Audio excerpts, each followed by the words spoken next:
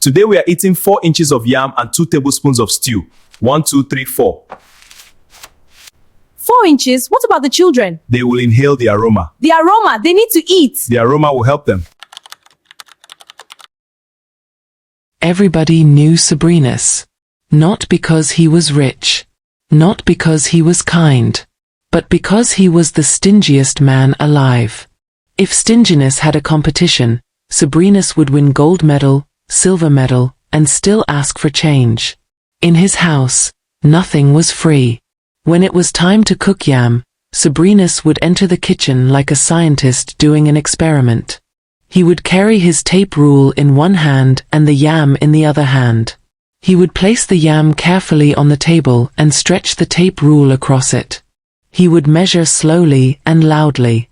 1 inch, 2 inches, 3 inches. If the yam passed the size he wanted, he would quickly cut the extra part and keep it for another day. Rice was even worse. Sabrinas bought a small kitchen scale specially for measuring food. Before cooking rice, he would pour it inside a bowl and place it on the scale. If the rice weighed more than 250 grams, he would remove some grains one by one. Sometimes he would remove just 2 grains and say seriously, "Rice is very expensive in this country. We must manage wisely." Meanwhile, his children would stand behind him, watching like prisoners waiting for food ration. In Sabrinas's house, food was not just food. It was mathematics. It was science. It was military training. And everybody living there had no choice but to survive under his strict rules. Sabrinas's wife was Sabrina.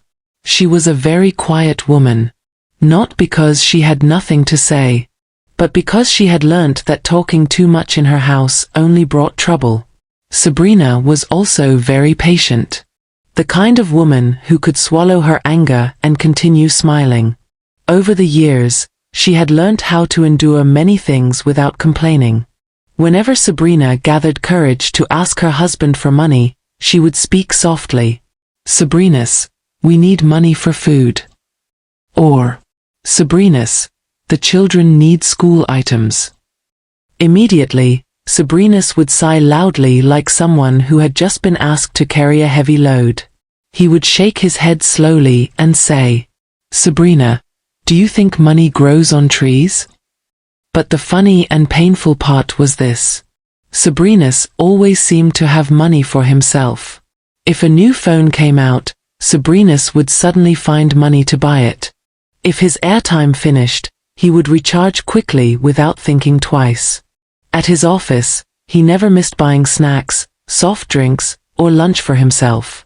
Sometimes he would even buy things he did not really need, just because he felt like it.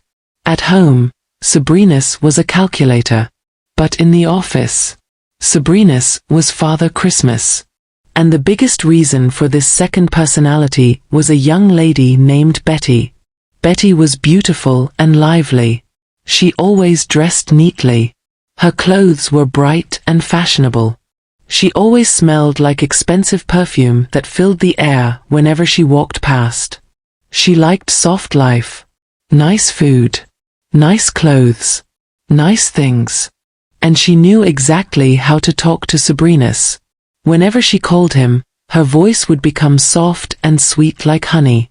She would say, "Baby pleading face." And immediately, Sabrinas would forget his senses.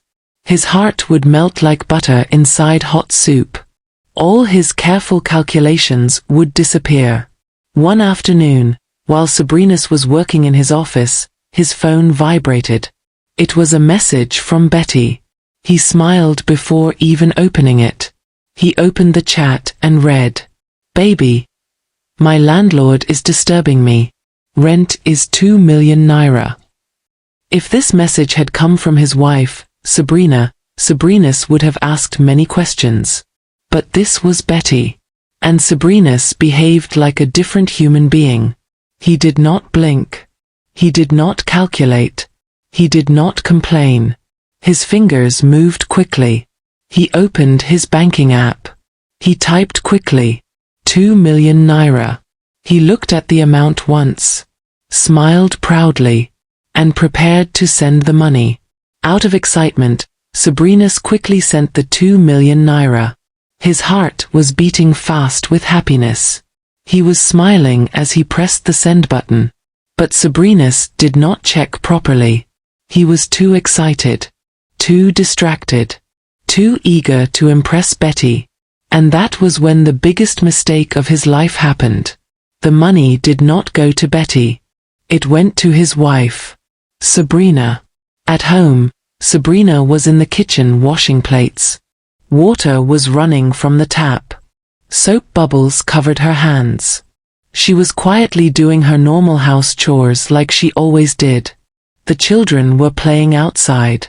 The house was peaceful. Then suddenly, her phone made a notification sound from the table. Sabrina ignored it at first. She thought it was probably a normal message or promotion alert from the network company. But something made her look. She rinsed her hands quickly and wiped them on her wrapper. She picked up the phone and looked at the screen. She blinked. Then she looked again. Her eyes widened. For a moment, Sabrina thought her eyes were playing tricks on her. She shook her head slowly. She checked the message again carefully. She checked the sender's name. It was her husband, Sabrina's. Her mouth opened slightly in shock. Jesus, so this man has this kind of money? Sabrina was calm. She did not rush to call her husband to confirm. She held the phone tightly and stared at the alert again. Then slowly, a small smile appeared on her face. She locked her phone, placed it gently on the table, and quietly returned to washing the plates, as if nothing had happened. When Sabrina was on his way home after work, Betty called him to inform him that she was yet to receive the money. But he told her to relax, that he had already sent it to her and the delay must be from the bank. Betty decided to exercise some patience. The next day, Sabrina woke up early. She dressed well. She left the house. She went shopping. Rice, full bag. Oil, big gallon. Meat, plenty. She bought new clothes. Did her hair. Did her nails. She even bought yogurt for the children. When the children saw it, they asked, "Mummy, are we rich?" She said, "Eat first." Meanwhile, when Sabrina got to the office that day, Betty started calling him. "Baby, you didn't send the money." Sabrina started sweating. He checked his phone. His eyes nearly left his head. The money was in his wife's account. He whispered, "God, is this how my life will end?" He could not even explain the situation to Betty. His head was hot. He couldn't wait till close of work. He did not have that patience.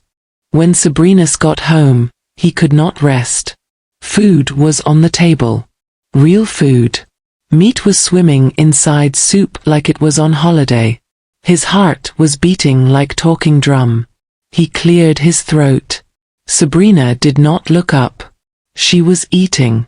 Sabrina shifted on his chair. "Sabrina." "Yes," she answered calmly. Sabrina swallowed.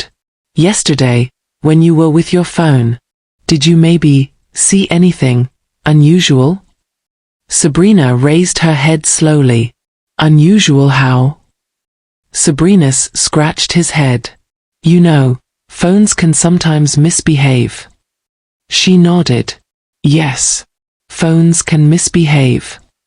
Sabrina coughed. "Like alerts, or mistakes, or something entering where it shouldn't enter." Sabrina smiled. A small smile. She took another spoon of soup. "I see many things on my phone every day." Sabrina laughed nervously. "So, nothing shocked you?" She looked at him directly. "Should something shock me?" Sabrina nearly choked on water. No, I'm just asking. You know, just conversation." Sabrina nodded. Conversation is good in marriage. She stood up and carried her plate to the kitchen. As she walked away, she added calmly, "Don't worry. If I see anything important, I will let you know." Sabrina did not sleep that night.